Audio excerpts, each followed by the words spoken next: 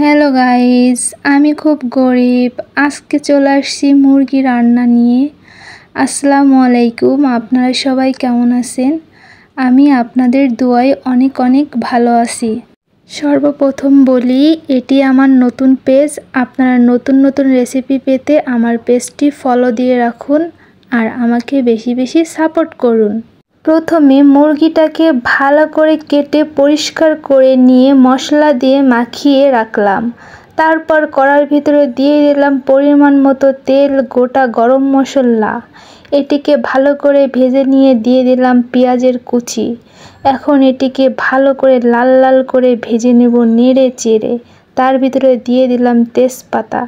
এখন আমার নাড়া শুরু হয়ে গেল, লাল লাল হয়ে গেছে। এখন দিয়ে দিছি মশলা দিয়ে মেখে রাখছিলাম যে মাংসগুলো, সেগুলো ঢেলে দিলাম।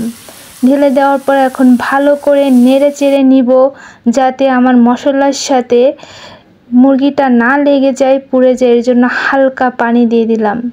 এখন মশলাটা দিয়ে ভালো করে কষিয়ে নিব। মুরগিটা আমার ভালো করে কষানো হয়ে গিয়েছে।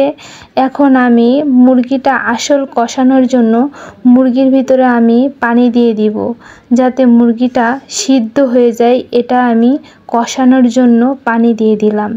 তো আমার মুরগিটা প্রায় হালকা করে সিদ্ধ হয়ে গেল। এখন আমার দেখেন কি সুন্দরভাবে কষানো হয়েছে মুরগিটা। মেন আপনাকে ভালো করে মুরগিটা কষাতে হবে পানি দিয়ে, তাহলে মুরগির কালার ভালো আসবে, স্বাদও ভালো আসবে।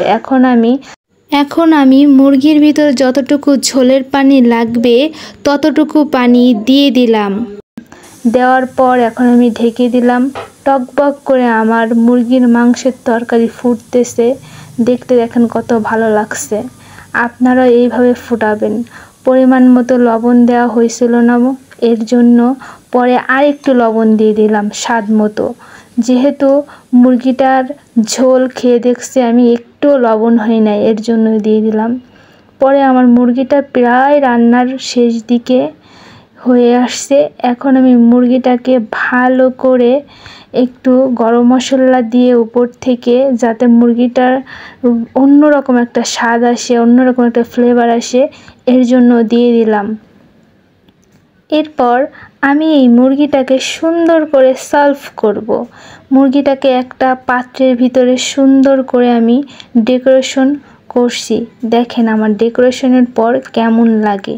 আর আমার ভিডিও যার যার ভালো লাগে বেশি বেশি কমেন্ট করবেন, লাইক করবেন, শেয়ার করবেন, আর আমার জন্য বেশি বেশি দোয়া করবেন। এমন রেসিপি পেতে বেশি বেশি ফলো দিয়ে রাখবেন।